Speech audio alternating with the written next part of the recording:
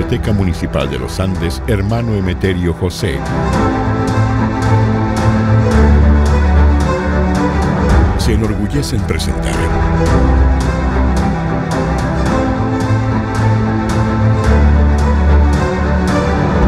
El camino de Gabriela. Mi puente, mi barca me trajo hasta aquí. No me lo contaron por isla o país. Yo no lo buscaba ni lo descubrí. Yo tengo una palabra en la garganta y no la suelto y no me libro de ella aunque me empuje su empellón de sangre. Si la soltase quema el pasto vivo, sangra al cordero, hace caer al pájaro.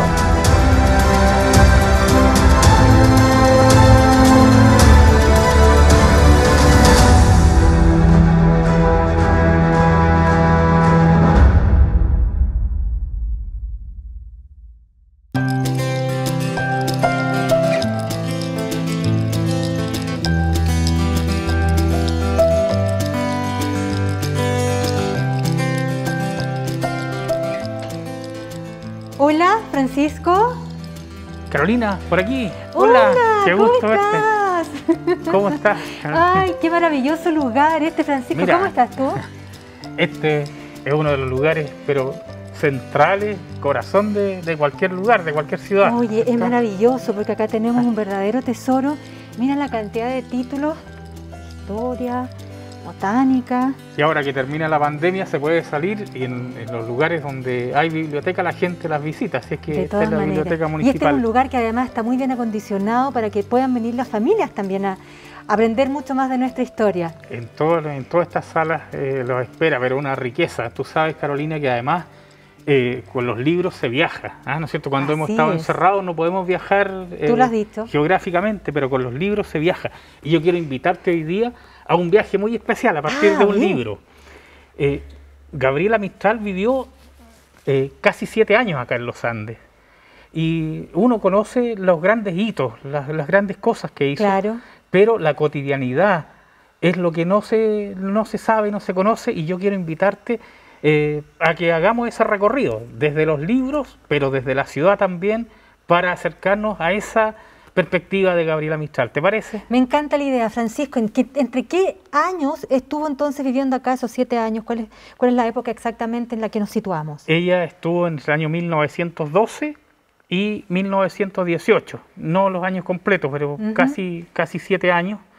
Llegó acá como maestra, como profesora de Historia y Geografía, como inspectora, a un liceo que era el Liceo de Niñas, donde hoy día está el Círculo Italiano. Exacto, en el centro de Los Andes. Y como Lucía Godoy Alcayaga. Ese es su nombre civil. Ella firmaba como Lucila Godoy, pero también usaba ya el seudónimo de Alma y otros, y entre otros Gabriela Mistral y Gabriela Mistrali, en algunas de las publicaciones que hizo antes en la región de Coquimbo. Y ya después acá se hizo conocida con su seudónimo que la conocemos hoy día. Oye, bueno, entonces tenemos un recorrido, un circuito muy interesante que queremos compartir. Vamos a aprender en esta oportunidad mucho más de nuestra querida Lucila Godoy Alcayaga, Gabriela Mistral. Gabriela Mistral en los Andes. Vamos entonces, pues. Vamos. Yo te sigo. Estupendo, vamos. Estamos acá desde el corazón de los Andes, que es la biblioteca. Claro. Vamos a... La biblioteca Hermano Emeterio José. Hermano Emeterio José. Vamos a ver la perspectiva que ella tenía, por ejemplo, acá del Cerro de la Virgen, que se llama Cerro Quicalcura originariamente. Exacto. ¿No es cierto? Que lo traducen como piedras paradas. Y en la época que ella llegó, ya habían erigido la imagen de bulto de la Virgen que está en la cima del cerro. Ella le escribió incluso un poema muy especial. Debe haber sido de inspiración para ella también. Ella veía la ladera del cerro porque vivió gran parte de los años en los Andes, de la acera 181, casi la esquina de Membrillar. Allá arriba en el sector ya. Sí, ella vivió, cuando llegó sola, y los primeros días los pasó en la misma dependencia del liceo de niñas, el Círculo Italiano de hoy. Claro. Y luego trajo a su madre y a su hermana y arrendaron unas piezas en esa casa de las Heras ahí con Membrillar. Esa te la pregunta, ¿por qué nunca se habla de su familia en términos generales? Bueno, en general, como se busca los hitos, decía, de los personajes, entonces lo cotidiano pasa a un segundo plano, pero yo creo que es importante, cada uno es hijo de su familia y de su época, exacto, de su contexto, entonces también eso es importante que lo conozcamos, porque Gabriela además era muy orgullosa de eso.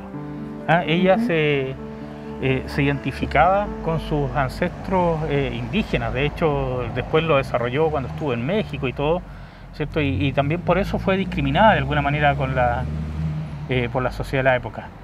Carolina, pero mira qué buena sorpresa que nos encontramos con Fabiola. ¿Cómo estás? Hola, profesor Francisco. Hola, Carolina, ¿cómo están? ¿Cómo estás, Fabi? Mira, muy bien. Estamos por acá. Conversando con Carolina de este apasionante tema que a todos los aconcagüinos muchas veces no tenemos tantos antecedentes, no manejamos tanta información, pero acá hemos llegado a un verdadero tesoro para profundizar más en nuestra querida Gabriela Mistral.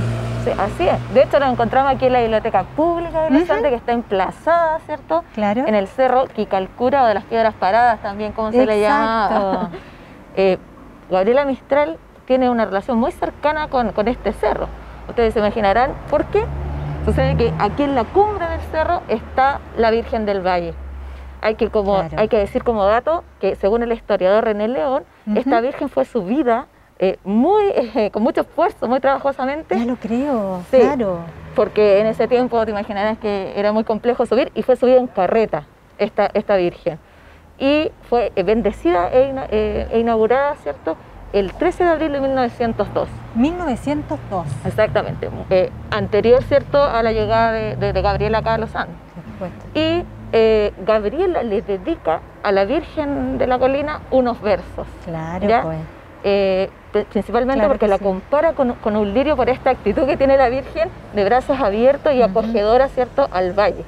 ¿Ya? Bueno, y recordemos que no había la tecnología que hay hoy, ¿verdad, Francisco? Los edificios, quizás la vegetación también era distinta, entonces resaltaba mucho más la figura y eso tiene que haberle marcado también un espacio muy apasionante para poder inspirarse en todas las obras que exactamente ella logró la veía acá. en las noches porque estaba iluminada con otro sistema de iluminación. Exacto. Ella vivía en Coquimbito, entonces desde esa ladera del cerro veía, si nos fijamos en la imagen de la Virgen, entonces tiene sus manos abiertas, comparada, dice Fabiola, con un lirio, así que quizás podamos escuchar algunos de los versos de ese poema. Me encantaría. Efectivamente, el profesor Luis Rojas Gelde ha escrito, ¿cierto?, sobre toda la vida, ¿cierto?, de Gabriela Mistral acá en los Andes, y en su libro, ¿cierto?, nuestro recordado y querido Luis Rojas. Sí, tiene algunos versos que me gustaría compartirle a ustedes.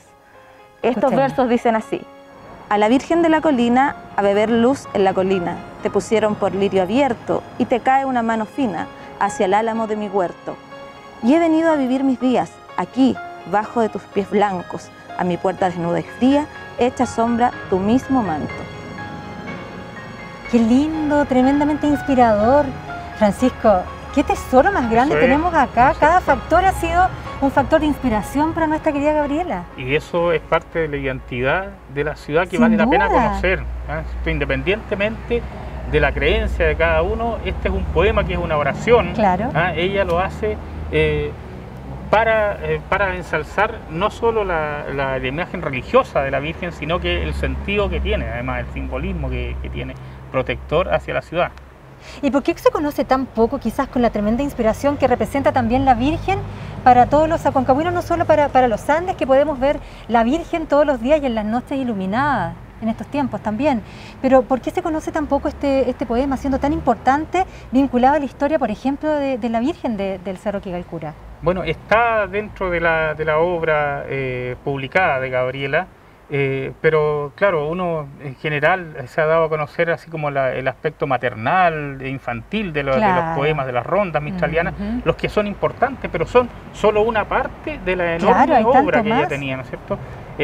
Gabriela fue una intelectual, más allá de algunas palabras así como especiales que utilizaba para sus obras, con un fuerte sentido social. Esto de que la Virgen acoja está presente en mucha parte de su obra, del sentido hacia los desvalidos, hacia los pobres, hacia la sociedad en general.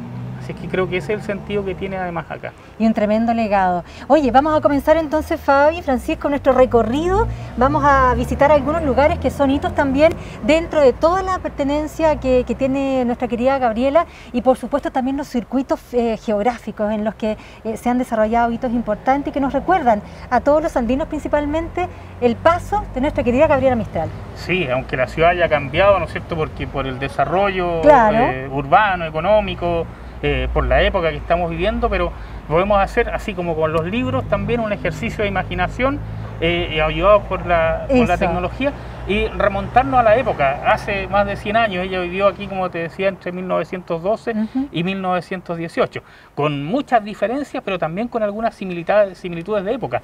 Estamos con mascarillas porque estamos en una situación de pandemia. Exactamente. Hace un siglo, en 1918-1920, hubo también una gripe, le llamaban la gripe española, la peste española, y que la gente andaba con mascarilla y con bufanda.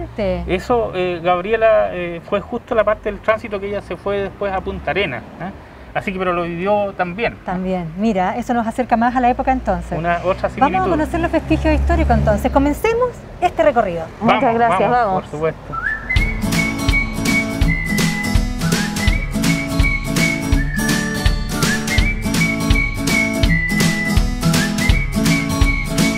Muy bien, entonces vamos a empezar el recorrido, Carolina. ¡Qué emocionante! ¡Qué lugar más lindo!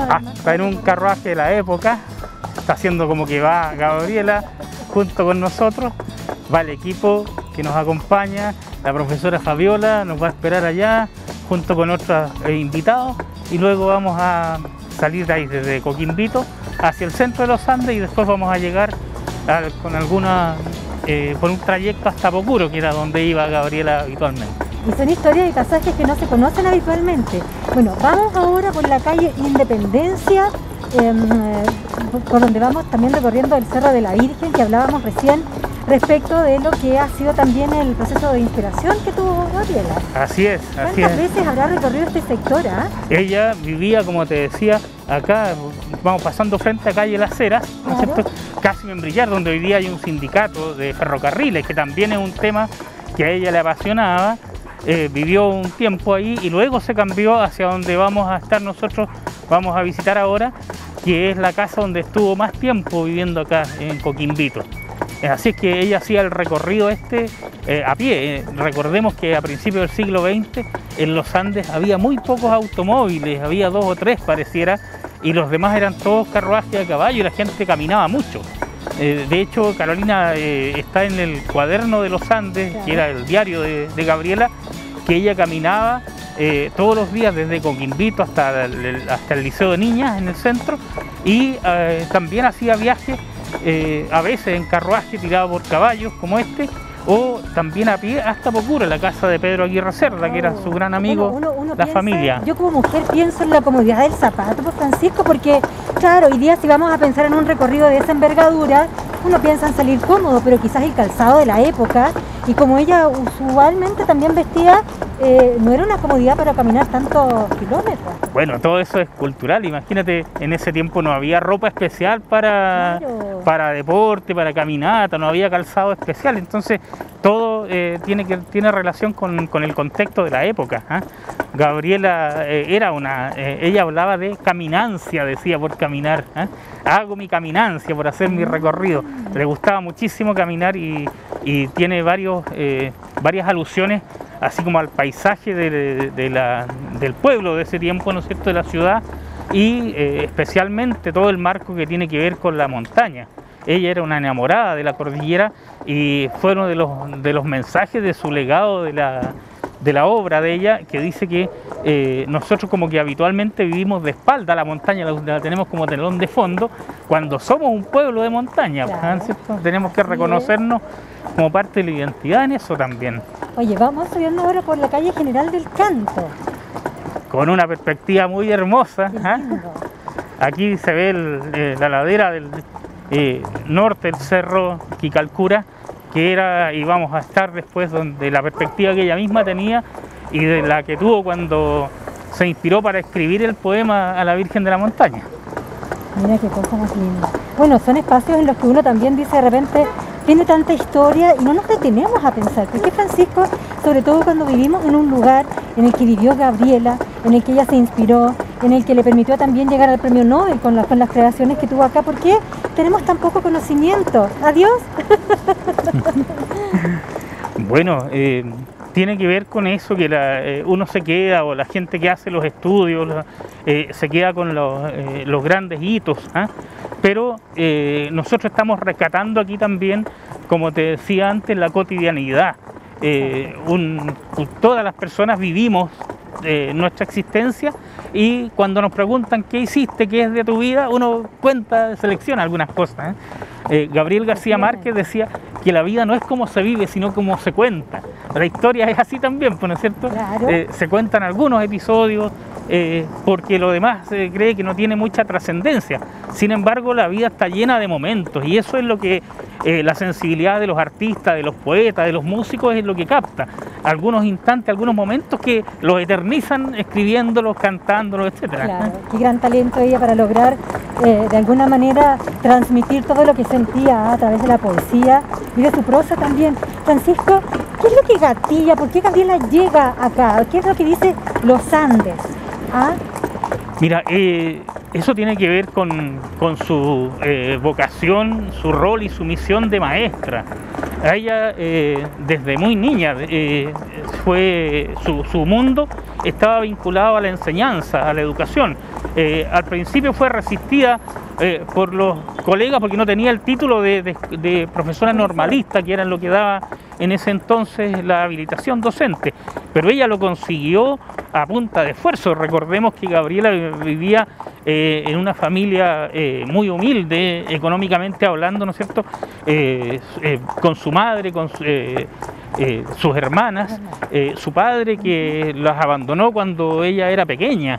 Entonces, sí, el padre de Gabriela era un profesor primario, era un artista, sí, claro, Jerónimo Godoy. Él se casó con Petronila, que era la madre de Gabriela, cuando ella había tenido un matrimonio anterior y había enviudado. Entonces, Gabriela nació cuando su madre tenía 44 años, ya era una mujer madura. Por lo tanto, tenía algunas hermanas mayores que eran hermanas de madre, ¿eh? Y su padre, Jerónimo, como te decía, se separó de su madre y se fue hacia Copiapó, hacia Atacama, digamos, ¿no es cierto?, cuando Gabriela tenía como 5 años, y siempre ella entonces hacía alusión a esa nueva soledad que ella vivió, ¿no es cierto?, de familia en ese sentido. Claro. Ella cuando llegó a los Andes lo hizo porque había un cupo de profesora, y fue invitada por fue nombrada la directora del Liceo de Niñas, que había sido recién fundado en esa época acá en los Andes, y que fue amiga y profesora, Fidelia, ¿no es cierto?, quien la invitó. Y Gabriela llegó, me imagino que en el tren, ¿no es cierto?, de la época, claro, con muy pocas pertenencias, quizá un par de maletas, y a quedarse, y aquí se avecindó. Fue el lugar, y eso creo que es importante señalarlo, el lugar distinto a su tierra natal. Los Andes fue el lugar donde ella estuvo más tiempo viviendo, casi 7 años.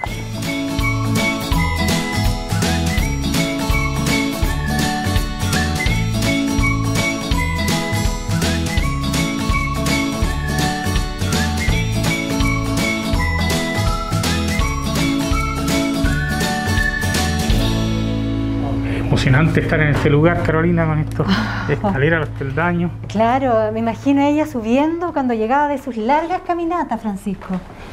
Bueno, así es la historia, que no es solo que está escrita en los libros, sino que uno la puede imaginar y contar. Y en ese sentido, ¿quién mejor que puede contar que un señor que está especializado, que conoce los detalles, que ha investigado, que es además tan respetado por los andinos, y que nos va a compartir parte del legado que él ha descubierto de Gabriela? Entonces, don René León, nuestro hijo ilustre de los Andes, historiador. ¿Cómo está, René? Muchas gracias por recibirnos. René, muchas gracias por acompañarnos. Yo vengo emocionada, tengo que decirlo, ¿eh? Sentí una emoción muy grande el pensar con todo lo que habíamos recabado de la historia de Gabriela Mistral y el llegar a subir esa escalera que entiendo es de la época también, sí. René, ¿no hay cambios ahí en la historia en términos de al menos llegar a subir al momento de su descanso una vez que ha terminado un largo recorrido? Sí, no, esa escala es totalmente original, así como toda esta parte del segundo piso. Esto ha tenido intervención en el sentido que han levantado algunos tabiques para poder hacer, digamos, más piezas para poder rentar, etcétera. Claro. Pero son tabiques que se pueden retirar muy fácilmente y darle después a la casa el aspecto que tenía originalmente. La habitación que Gabriela arrendó fue precisamente esta, aquí donde está el reloj, ¿no? Colgando. Okay.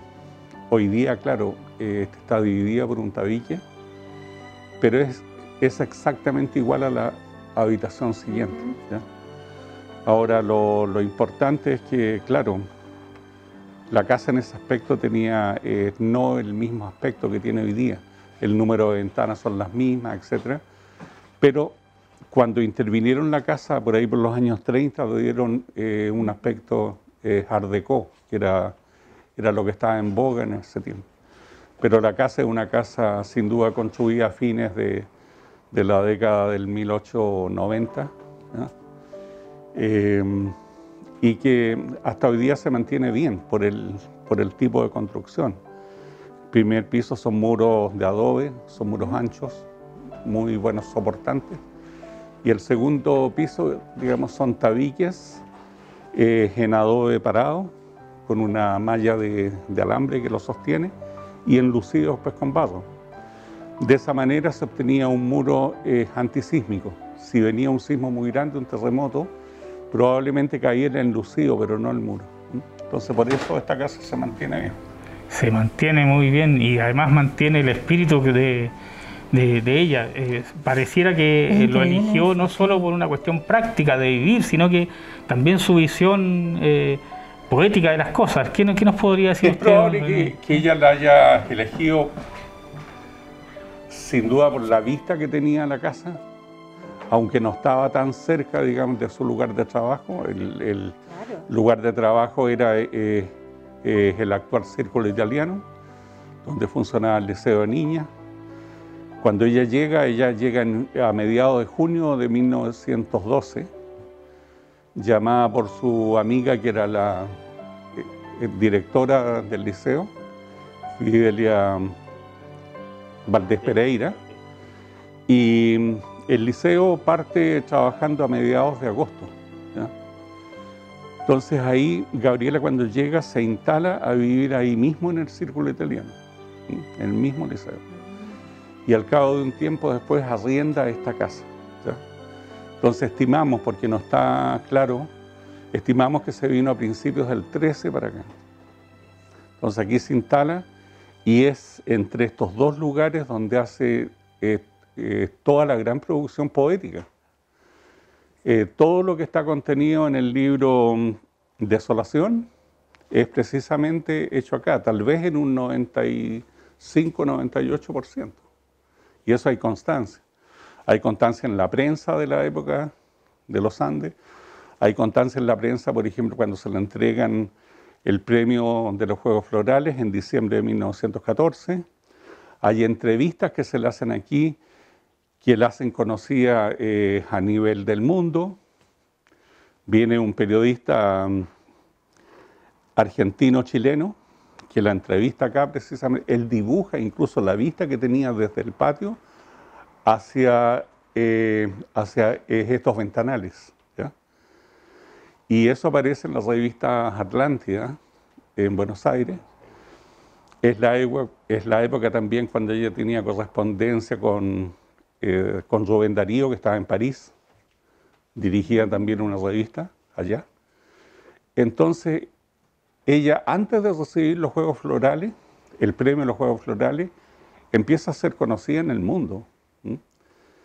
Y por eso el peso de la Gabriela es tan grande. No hay una sola mujer que siquiera se le aproxime a sus pies. era una mujer que se formó en forma autodidacta. Ella leía mucho, le llegaban muchísimos libros, compraba muchos libros. Aquí en los Andes se hizo amiga del juez, que era Carlos Roberto González Méndez, ¿ya? Se hizo amiga con ella, con el doctor Luis Rosén de Lopendía, porque ellos participaban en la Liga de Estudiantes Pobres que funcionaba en el Liceo de Hombres. Fue muy amiga con Maximiliano Salas Marchand, una amistad que nace en el año 1912 y que termina físicamente a fines de 1912 cuando trasladan a Maximiliano Salas Marchand. Pero ellos después siguieron toda una correspondencia muy rica. Entonces, ella, claro, habrá algunos, y entre la población aquí antes se la criticaba en el sentido de que como que no se había mezclado con la gente acá. Bueno, ella se mezclaba con lo que estaban a su nivel intelectual, lo que es más o menos lógico. Entonces, fue una mujer muy rica en ese aspecto. Después, por ahí, tipo 1915, es cuando ella se hace amiga con Laura Rodi, que empiezan a vivir juntas, etc. Y la diferencia de edad eran 10 años, ¿ya? Ahora, es también desde aquí, cuando Laura Rodi empieza a participar en concursos de pintura o arte en el extranjero, en Buenos Aires, y gana premios. Entonces, fue una confluencia, una reunión, una simbiosis de dos grandes intelectuales, de dos grandes artistas, que se juntan y empiezan a potenciarse, diría yo, ¿ya? Una a otra. Después, cuando Gabriela se va de los Andes, ella parte el día 6 de mayo, tenemos estimado, y toma el buque hacia Punta Arenas, el Chiloé. En Valparaíso lo toma el día 7 de mayo, del 18. Y se van juntas entonces a Punta Arenas, donde también en Punta Arenas, a pesar de que estuvo poco tiempo, Gabriela tiene también una gran producción, ¿ya? Entonces, es un privilegio, digamos, que esta casa esté en pie, que esta casa la haya albergado por unos 6 años. Y bueno, es un privilegio estar acá. Entonces, René, ¿qué es lo que pasa hoy día con esta casa? Bueno, ahora ya estamos a punto de que esto se concrete. En estos momentos el trámite está en la Contraloría para que ellos aprueben, digamos, la tasación y con eso se concreta el pago. Sin embargo, hay un punto que hay que recordar. Hubo un andino, periodista, Luis Miniño Franco, que era el dueño de la librería El Mercurio, era el corresponsal del Mercurio, y que había conocido a la Gabriela en la época en que ella había estado, porque justamente una prima de él había sido alumna de la Gabriela, Clementina Miniño. Y él, cuando Gabriela es designada con el premio Nobel, le envía una carta de felicitación, y él dice ahí, y toma, digamos, la representación de los periodistas de aquí de los Andes, él pide de que la casa sea adquirida en esa época, o sea, coincidió con lo que había dicho también Laura Rodi. Claro, ¿ya? Efectivamente. Entonces son gestiones, ideas, deseos que tienen muchos años de historia y que ahora por fin se concretan. Eso es muy bueno. Así es que las próximas generaciones y los que quedamos todavía vamos a poder ser testigos de toda esa historia en este lugar tan histórico y tan lleno de ricos antecedentes, René, que son los que usted nos ha aportado. Claro, ahora hay una cosa. Esos antecedentes de cartas y todo eran cartas que tenía la Gabriela en su archivo en Estados Unidos. Entonces, cuando ella muere, al cabo de un tiempo y por gestiones que se hicieron de acá, gestiones de los parientes de la Doris Dana, que fue su secretaria personal, entonces se concreta el traslado, la cesión de todo ese bagaje de conocimiento para que pase a la Biblioteca Nacional de Chile. Y ahí estaban las cartas estas que que encontramos y que específicamente el que las encontró, digamos, fue este viejo Marcelo. Bueno, entonces, eso como enriquece nuestro patrimonio, sí, por sin supuesto, duda. Ojalá y que podamos no son contar esfuerzos únicos. Hay varias personas, digamos, que se interesan por el tema y van buscando, hurgando hasta que encuentran cosas. A ver si es posible contar con esas casas, con esas cartas cuando esto sea convertido después en un museo. Sí, René, sin duda copias vamos a tener. Muchas gracias por todos los antecedentes, por todo el cariño que le pone a esta historia también y por supuesto por compartir tantos detalles y antecedentes que desconocíamos. Son un tesoro para todos, ¿no es cierto? Que René, vale la pena conocer. Muchas gracias por su presencia. Encantado. Yo tengo una palabra en la garganta y no la suelto y no me libro de ella aunque me empuje su empellón de sangre. Si la soltase quema el pasto vivo, sangra al cordero, hace caer al pájaro. Tengo que desprenderla de mi lengua, hallar un agujero de castores o sepultarlas con cales y cales, porque no guarde como el alma el vuelo. No quiero dar señales de que vivo mientras que por mi sangre vaya y venga y sube y baja por mi loco aliento. Aunque mi padre Job la dijo ardiendo, no quiero darle no mi pobre boca, porque no ruede y layen las mujeres que van al río y se enrede a sus trenzas o al pobre matorral tuerza y abrace.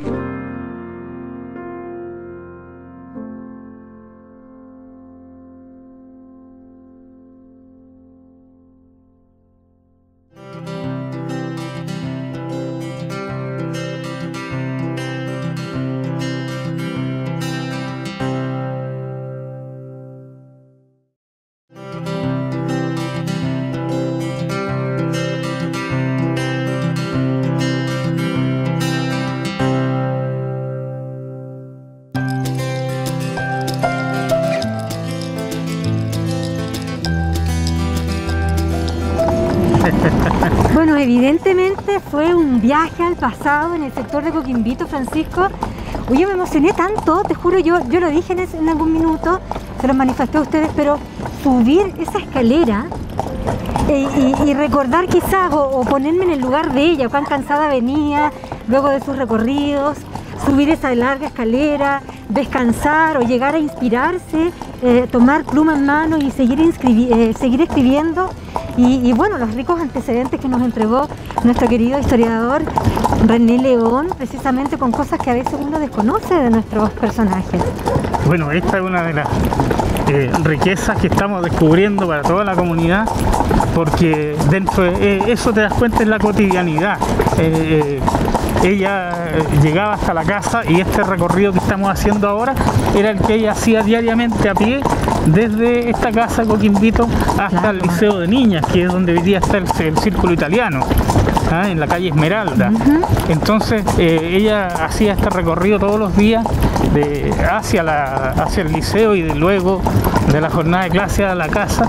Entonces le permitía ver todos estos detalles, le permitía empaparse con su sensibilidad, que era la que fue transmitida a través de sus escritos. Oye, bueno, y aquí nuestra niña que nos va acompañando y nos ha trasladado en el carruaje también, nos hemos saludado a nuestro amigo Juvenal, que ha sido tan amable en acompañarnos en este recorrido. Francisco, ¿qué es lo que crees tú que pudo haber inspirado a Gabriela en este lugar de Coquimbito? Claro, hemos visto muchos factores como la naturaleza, la altura, también la gente quizás fue factor de inspiración de Gabriela Mistral, pero a tu juicio, con todo lo que tú has leído y has aprendido de ella. Bueno, yo creo que en sus escritos Gabriela muestra la percepción que ella tenía de los paisajes. A ella la montaña, la cordillera, fue un tema recurrente, tanto que después en otros lugares donde vivió decía que la cordillera y la vivencia de los años, de casi 7 años acá en los Andes, la había marcado como parte de su identidad. Ella identificaba los cerros, el cordón de cerros de acá, la montaña, con los de su valle de natal, ¿no es cierto?, del interior de Elqui. Claro. Y además la tranquilidad. Aquí Coquimbito a ella le significaba, ella se escribía más que dentro de la casa, cuando las condiciones climáticas lo permitían, en el patio, bajo un duraznero o al lado de una parra. Ella decía que no le gustaba escribir en un escritorio, sino que tenía siempre una tablita que andaba trayendo y la ponía sobre sus rodillas y ahí escribía porque él le acomodaba. Así claro, iba buscando los espacios de inspiración.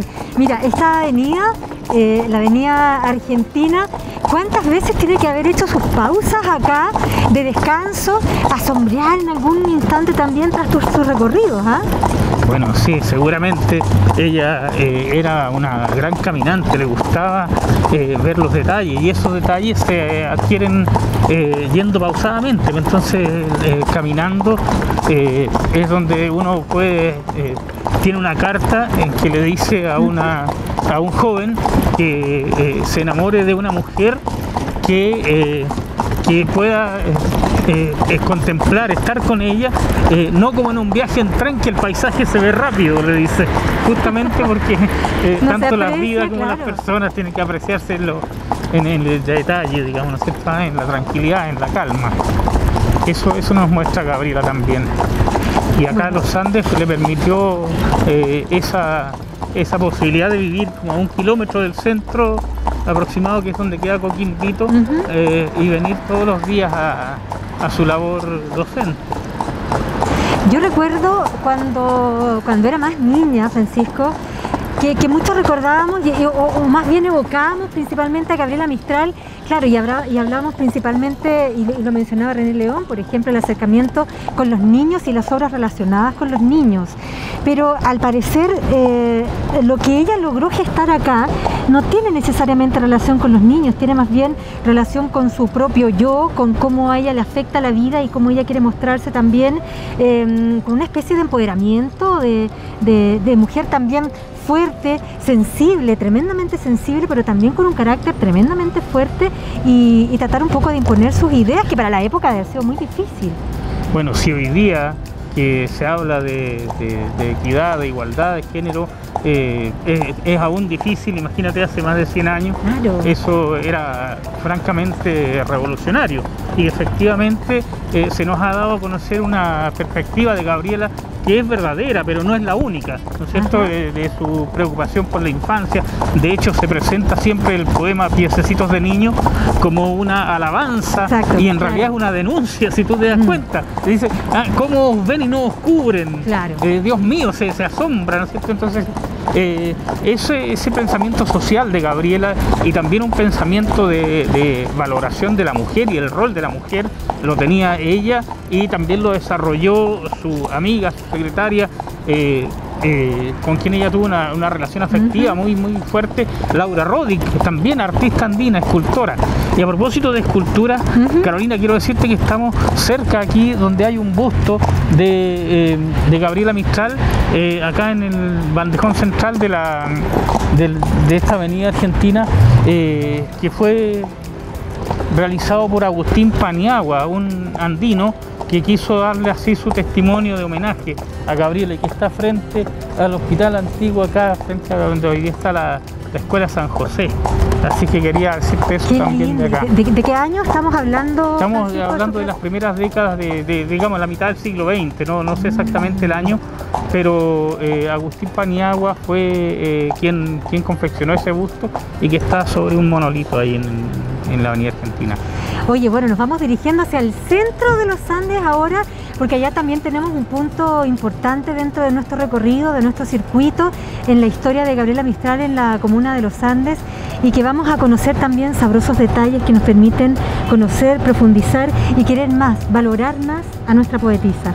Vamos a llegar hacia el centro cívico, la Plaza de Armas, que ahí está, por supuesto, la parroquia de Santa Rosa, que tiene unas particularidades que queremos mostrar también a nuestros conciudadanos, y vamos a también hacer mención ella llegaba al centro y llegaba hasta el liceo y después a la plaza, porque frente a la plaza está el correo, la oficina de correos, Claro. que en ese tiempo era su lugar de comunicación con el mundo. Yo te puedo decir que Habitual. dejó acá en la oficina del correo, mandó en sobre, digamos en papel, los 3 sonetos que la hicieron conocida a nivel nacional, los sonetos de la muerte, con el que ella ganó en el año 1914 Mira. el premio de los Juegos Florales. Ujú. De aquí también, en esa misma época, le escribió a Rubén Darío. Y René León nos decía que él estaba en Francia. Y la primera publicación de Claro. Gabriela en el extranjero fue en una revista dirigida por Rubén Darío allá. Y esa carta salió de acá, del Correo de los Andes. Entonces, hoy día nosotros hablamos, dime algo importante, mándamelo por correo, el correo electrónico. Por email. ¿No es cierto? Claro, justamente en un tiempo en que uno... el correo era un correo postal, era muy distinto al correo de internet. ¿Cuántos Y meses que tenían significaba, que claro, transcurrir para pero fíjate recibir? tú, Carolina, que el correo era de una eficiencia enorme.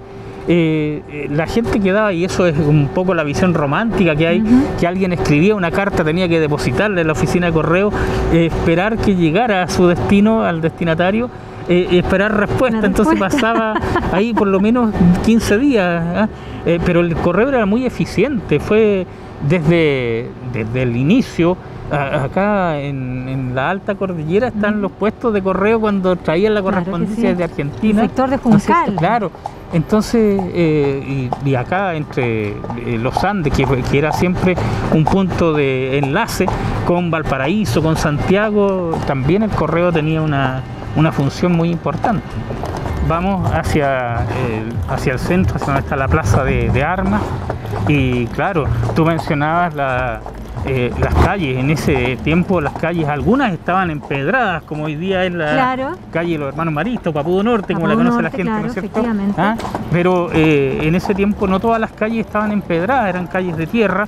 Los vehículos que había eran vehículos de tracción animal, y la gente acá había postes donde la gente dejaba a sus caballeros y a sus caballos ahí amarrados. Entonces nos estamos ya acercando al centro. Acá está el edificio de la Gobernación, que es de la década de 1879, hace 80, ¿no es cierto? Que fue construido en esa época que gobernaba el presidente Balmaceda. Ujú. Y allí estaba, según lo que nosotros entendemos, siempre la oficina del correo, que te mencionaba que era parte Claro. de lo que el recorrido que Gabriela hacía Que no también. es la ubicación que actualmente tiene la oficina de correos. Sí, dentro del mismo edificio, pero estaba en otro lugar. Entiendo que el correo, incluso hasta hace poco, hasta antes del terremoto del 2010, estuvo en el costado aquí de Esmeralda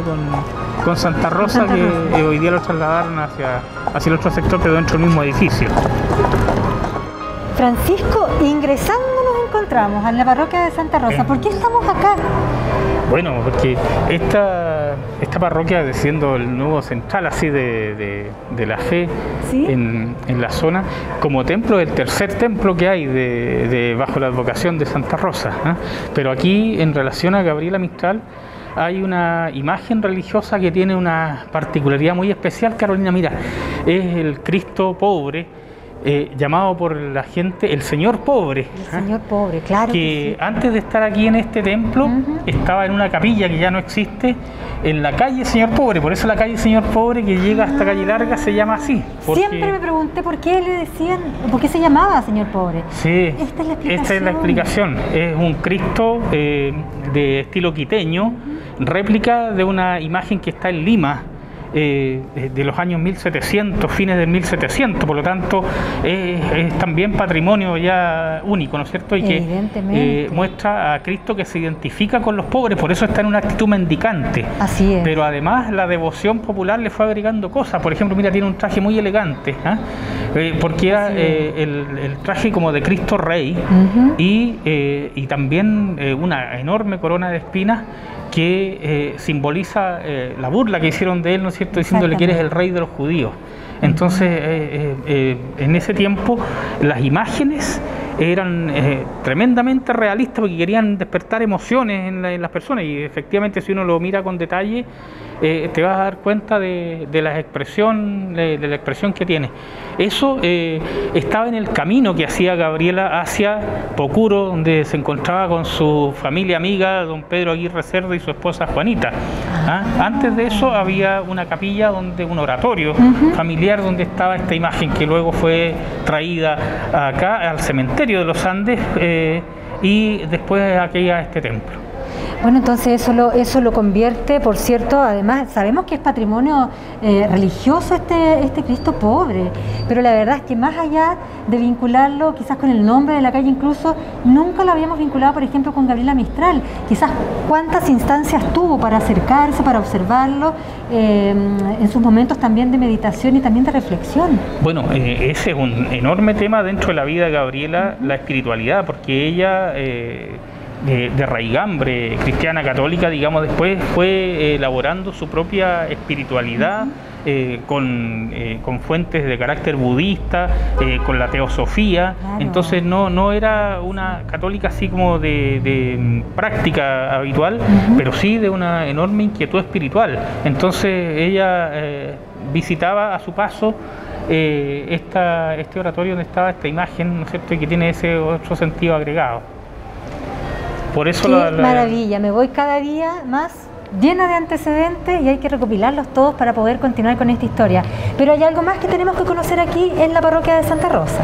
Bueno, el templo es un templo que tiene unas reliquias artísticas, ¿no es cierto?, como el Cristo del altar mayor y una escultura también de San Sebastián que fue esculpida por Juan Witterich, que era un hermano jesuita bávaro en los tiempos que la Compañía de Jesús estuvo, y hay también algunas historias así como de leyenda que esa escultura había sido abandonada en la cordillera por razones de la huida y que fue rescatada y fue traída, por eso dicen que está en los Andes.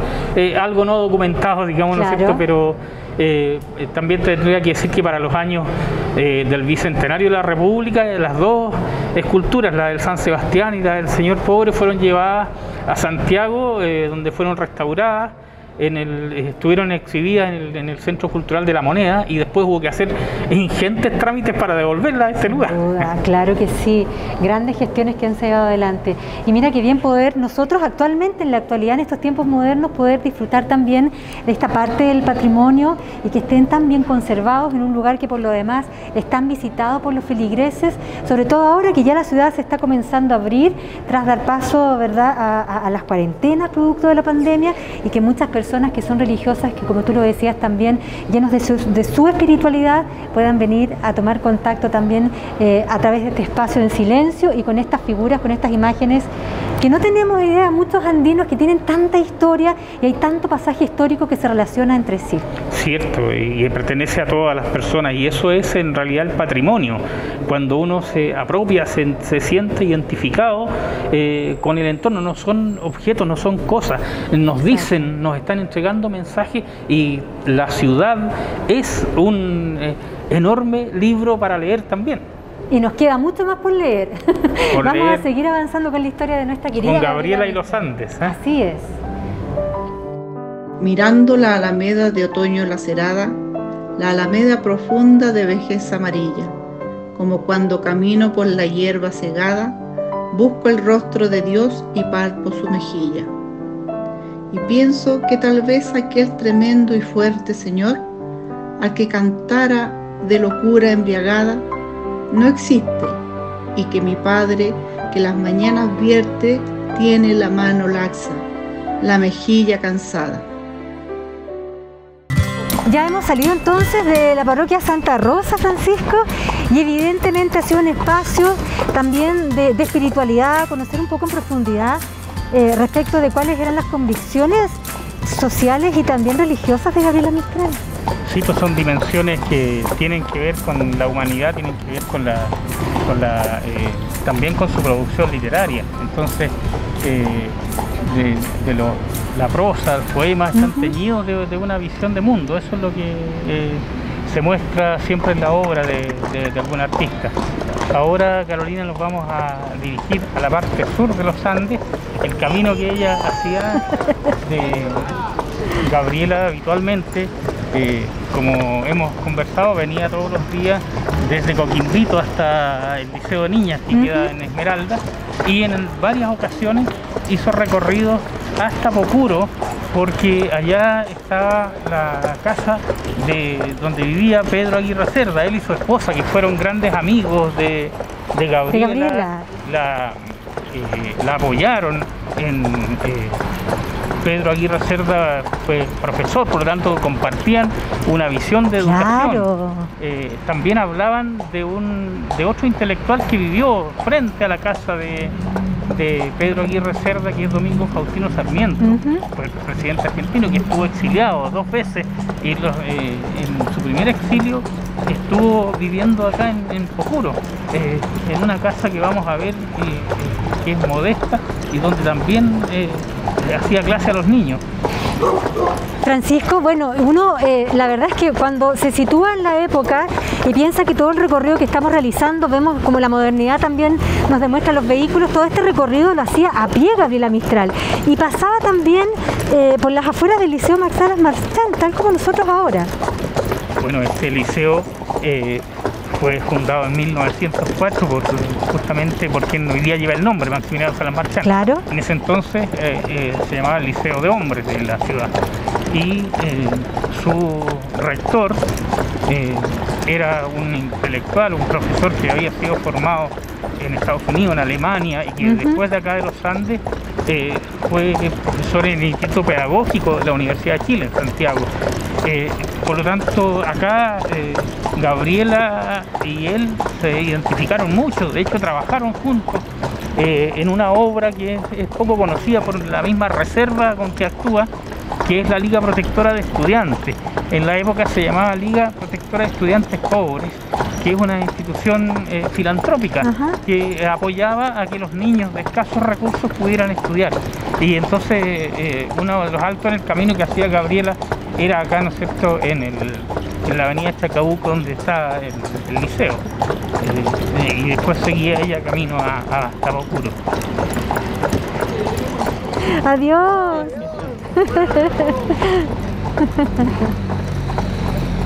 Bueno, nos estamos acercando a la esquina, esta esquina que hay una placita ahora acá.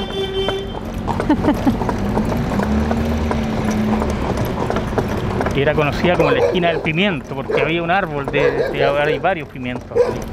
Claro, tienes razón. Y hola, ¿qué tal? Y claro, debe haber sido que a lo mejor son las raíces que quedaron del antiguo árbol, que era quizás más grande. Sí, sí. Aquí vamos ingresando por la calle Señor Pobre. Esta es la calle Señor Pobre. No tengo que decir que el campo, las chacras comenzaban ahí donde vivía Chacabuco, todo lo que vivía Centenario, entonces esto era definitivamente campo. Aquí también hay una casa, mira al lado izquierdo nuestro, que es de la época, de adobe, ¿no es cierto? La techumbre está cambiada nada más. Y era una calle hasta hace unos 30, 40 años de tierra, que se comunica paralelamente a Calle Larga con esa comuna, porque aquí este es uno de los caminos que lleva hacia el Cerro Patagual. Y esta calle tiene ese nombre porque cuando esto eran haciendas, cuando eran fundos, en las casas patronales habitualmente había un oratorio, una habitación, un sector que dejaban así como para la práctica religiosa. Y se dice que allí estuvo la escultura del Señor Pobre que hoy está en el Templo de Santa Rosa. Claro. Por esa razón la calle se llama así. Y es historia que se ha ido pasando, contando, ¿no es cierto? Algunos no saben el sentido, el significado que tenía. Gabriela caminaba por acá. Ella dice en su cuaderno de los Andes, que es una recopilación que hace Jaime Quesada, que ella tomaba su báculo de caminante, su bastón, ¿sí? y hacía el recorrido de aquí. Este sector tiene más de 1 kilómetro, 1,300 más o menos hasta el Paraguay. Y a veces venía en carruaje de caballo, se detenía aquí en casa de los Arancibia, de los señores Ángela. Hoy día no la mostré porque no está igual la casa. Aquí podemos ver lo que queda de la época, casas de adobe acostados, tremendos muros con unos soportes enormes también de barro. y hoy día está remodelado el sector, pero vamos aproximándonos a la zona que ha conservado más o menos la fisonomía agraria de la época. Y vamos a notar ahí algunas particularidades que yo espero mostrar y que podamos ver. Y mira, acá uno tiene una visión también, ¿cierto?, del campo, de los parronales, con una parte del cerro Patagual que también tiene una identidad, una historia. En el Cerro Patagual, como en todos los cerros, el cordón de cerros de acá, uno puede encontrar petroglifos de las culturas precolombinas. Y que están al lado nuestro y muchas veces no lo conocemos. Se empapa, hay otro aire, digamos. No sé. Claro, vas conociendo también desde la mirada de lo que hemos aprendido hoy día de Gabriela, vas conociendo también parte de lo que podría haber sentido ella en estos lugares. Tanta historia en nuestra comuna, Francisco, que son detalles tan lindos que a lo mejor ojalá pudieran transmitirse a otras generaciones lo más pronto posible, porque se van perdiendo. Falta que una generación la pierda y ya no vuelve a aparecer más. Fíjate, Carolina, lo que tenemos aquí a la izquierda, una mezcla, ¿no es cierto?, de las tapias, de las paredes de adobe acostado y un galpón metálico después donde muestra el paso de la tecnología de la época, ¿no es cierto? Y aquí ya a unos cuantos minutos del damero central de los Andes nos encontramos en pleno campo. Pleno campo, tú lo has dicho. Con los álamos a un lado, ¿no es cierto? Que dan la sombra, que dan un colorido especial en otoño, particularmente.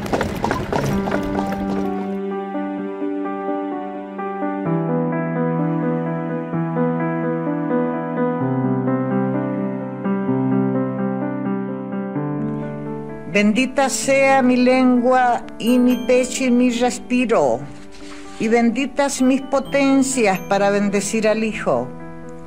Benditos tus 5 siervos que llamas 5 sentidos, tu cabeza con bautismo y tus hombros con rocío.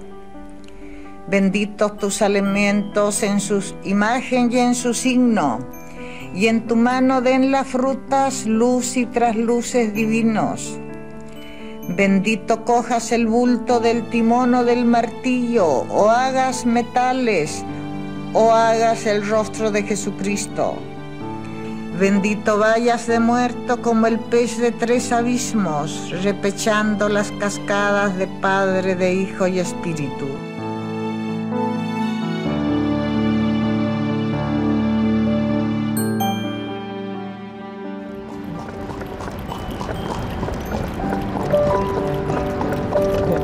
Estamos ya en Pucuro, ¿cierto? Nos recibe la casa de Pedro Aguirre Cerda. En esta casa la familia de él vivía, él creció acá, ¿cierto? Y luego fue convertida después, a los años después, en una escuela granja, una escuela agrícola. ¿Cierto? Hoy día está el centro cultural. Quizás no por acá tenía el acceso antiguamente, entraba por la entrada principal. Sí, claro, el paisaje ha cambiado un poco en eso, pero sí, el lugar es la casa, ¿no es cierto?, que ha sido remodelada, que ha sido ampliada, de la casa natal de Pedro Aguirre Cerda, que hoy está convertida en un centro cultural. Hola, aquí nos reciben. Entonces, Francisco, hemos venido recorriendo desde los Andes, el sector de Coquimbito, donde pudimos ver y conocer también esos ricos antecedentes que nos entregó René León, precisamente en el lugar donde vivió Gabriela. Yo me quedé realmente emocionada en ese sector, de verdad tiene un encanto y una espiritualidad muy grande. Hagamos un resumen, estuvimos también en la parroquia Santa Rosa de los Andes, ahí conocimos los antecedentes que evidentemente la atraen a ella al área más espiritual también.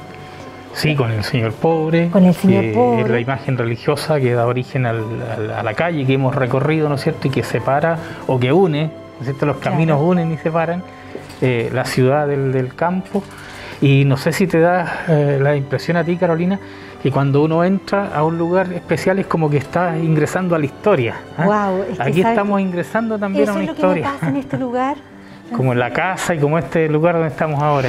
Bien, Francisco, llegamos entonces a este destino final, después de todo el recorrido que hacía Gabriela Mistral, el tremendo esfuerzo para llegar a este hermoso lugar. ¿Dónde estamos? Estamos en la casa natal de Pedro Aguirre Cerda. Aquí Gabriela llegaba después de caminar desde los Andes y la recibía doña Juanita y Pedro Aguirre Cerda, que fueron sus grandes amigos. Ellos pasaban largas tertulias conversando no solo de poesía, sino que principalmente de los problemas sociales, lo que pasaba, que influyó incluso en los trabajos, la tesis de Derecho de Pedro Aguirre Cerda. Un tema muy interesante, porque todo eso lo tomaba Gabriela de lo que veía, y lo mismo que Pedro Aguirre Cerda, quien vivía acá. De esos temas tan interesantes nos va a conversar nuestra amiga profesora Fabiola Bugueño, que nos está esperando acá para... Hola nuevamente, ¿cómo están? Muy bien.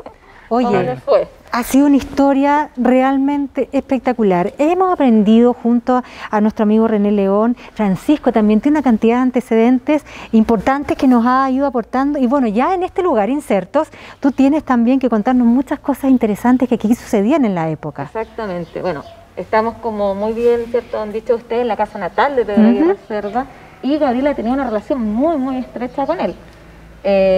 Tanto así que Pedro Aguirre Cerda le dedica en su libro El problema agrario de 1929 este libro a Gabriela, ¿ya? Y bueno, de ese libro, ¿cierto?, salen muchísimos temas, entre ellos, ¿cierto?, poder crear la granja escuela que está aquí. De hecho, si nosotros vamos al museo, al interior, ¿cierto?, tenemos algunos pupitres y cosas de la época, ¿ya? Mira, maravilloso. Gabriela Mistral, por su parte, también le dedica un libro, pero no solamente a Pedro Aguirre Cerda, sino que también a su esposa, ¿cierto?, Juanita Aguirre Luco. Le dedica Desolación en el año, ese libro es del año 1922. Ah, va dedicada a ella. Ha dedicado a ellos como amigos, ¿cierto? Y le dedica unas palabras que son muy sentidas, que le dice a ellos, a quienes le dedico estas palabras, porque me han dado mucha paz. No así textual, pero claro, eso es lo que quiere expresarle. Cómo logra ella sentirlo también y lo expresa de alguna manera desde esta mirada. Sentido, claro, de vuelta, ¿no es cierto?, de llegada de todo ese recorrido, la paz que ella veía en el camino, además. Y seguramente la paz que también le otorgaba la amistad de ellos, no solo en términos de literatura, sino que de todos los problemas sociales que seguramente tenían en estas conversaciones y tertulias entre ellos. Como personas, ellos la acogieron, fueron de los andinos que acogieron a Gabriela muy fuertemente y la apoyaron, como nos dice Fabiola, durante toda su vida posterior.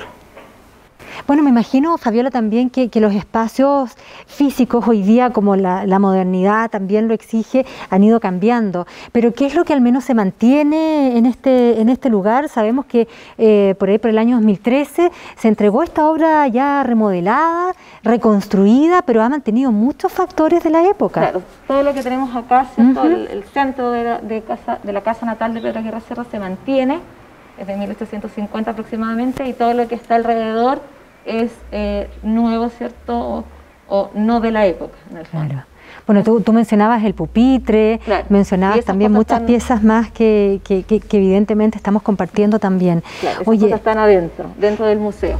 Y el museo se encuentra abierto hoy día a la comunidad, estamos en tiempos especiales, por supuesto, pero en tiempos normales, ¿se encuentra dispuesta la comunidad para que vengan los estudiantes a conocer? Para que vengan los estudiantes, se hacen distintas actividades también para la comunidad de Pocuro, ¿cierto?, Calle Larga y, ¿cierto?, todo el Valle de la Concagua, a los niños, charlas, yo misma he venido acá a distintos talleres, entonces sí, es un espacio abierto a la comunidad y que está impregnado, ¿cierto?, en el legado, yo creo, de Pedro Aguirre Cerda, Gobernar es Educar, relacionado también con Gabriela Mistral, que también está ligada tanto a la educación, entonces el espíritu de ambos se mantiene aquí en este lugar.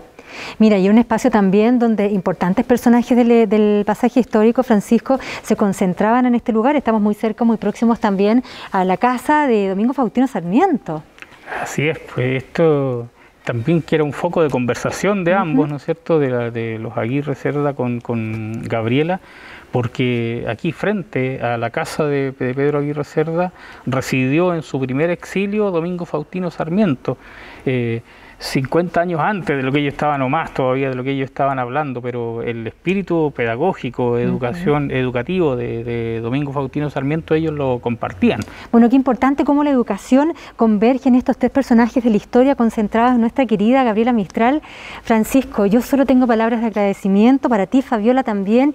Por supuesto, hemos recorrido haciendo en estos tiempos modernos, ¿verdad?, un espacio, un paso, digamos, al pasado en medio de estos tiempos especiales también, de cómo fue la vida entonces y cómo fue la vida para Gabriela Mistral. Ha sido un momento muy enriquecedor y esperamos que las nuevas generaciones cada vez vayan conociendo más y más antecedentes, aquellos a los que todavía no podemos acceder, pero hoy, con todos los antecedentes que hemos recogido, Francisco, nos sentimos tremendamente privilegiados por haber estado insertos primero en este territorio tan lindo que también albergó a grandes personajes, y en especial a nuestra poetisa, Gabriela Mistral.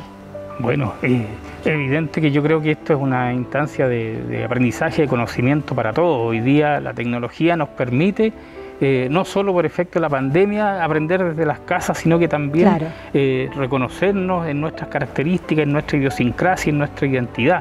Gabriela fue una fuerte impulsora, propulsora de que nosotros nos diéramos cuenta de que somos un pueblo de montaña, por ejemplo, de que tenemos algunas características que nos hacen distintos a los otros lugares, y esto es un legado que debemos compartir, debemos conocer. Yo agradezco la posibilidad de dar este primer paso, así como de conocimiento para todos, ¿no es cierto?, que nos invitó a la Biblioteca Municipal de los Andes para poder compartirlo en este Día del Patrimonio, porque Gabriela, como todos los grandes, no son propiedad de alguien en particular, son patrimonio de todos. Así es, efectivamente. Bueno, aquí nos despedimos en este lugar maravilloso. Gracias por esta tremenda oportunidad y esperamos también que muchos hayan podido aprender, así como me voy yo, con el corazón lleno y agradecida de poder compartir con ustedes y de tener también en nuestra tierra tan lindos recuerdos por nuestros personajes. Un saludo especial, Francisco. Qué ganas de poder conocer más todavía. Vamos a seguir haciendo cosas para que podamos compartir la cultura, Fabi, con todos los jóvenes, con todas las personas mayores, y así reconquistar corazones. Los espacios culturales son para eso, y el Día del Patrimonio es esencialmente importante por lo mismo. Nos vemos y muchas gracias. Seguimos aprendiendo. Chao. Adiós. Gobernar es educar, y con este firme concepto aprovecharé toda la fuerza de que el Estado pueda disponer para despertar el espíritu constructivo de organización y perseverancia que tanto necesita la colectividad nacional. Y en ello incluyo deliberadamente a la mujer, que no tenga obligaciones maternales que cumplir. La mujer debe ser incorporada a la vida nacional activa y gozar de todos los derechos civiles y políticos del hombre. País de la ausencia, extraño país, más ligero que ángel y seña sutil, color de alga muerta, color de neblí, con edad de siempre, sin edad feliz. No echa granada, no cría jazmín, y no tiene cielos ni mares de añil. Nombre suyo, nombre nunca se lo oí, y en país sin nombre me voy a morir. Ni puente ni barca me trajo hasta aquí, no me lo contaron por isla o país, yo no lo buscaba ni lo descubrí. Parece una fábula que yo me aprendí, sueño de tomar y de desasir, y es mi patria donde vivir y morir. Me nació de cosas que no son país, de patrias y patrias que tuve y perdí, de las criaturas que yo vi morir, de lo que era mío y se fue de mí. Perdí cordilleras en donde dormí, perdí huertos de oro dulces de vivir, perdí yo las islas de caña y añil, y las sombras de ellos me las vi ceñir, y juntas y amantes hacerse país. Guedejas de niebla sin dorso y cerviz, alientos dormidos me los vi seguir, y en años errantes volverse país, y en país sin nombre me voy a morir. El camino de Gabriela.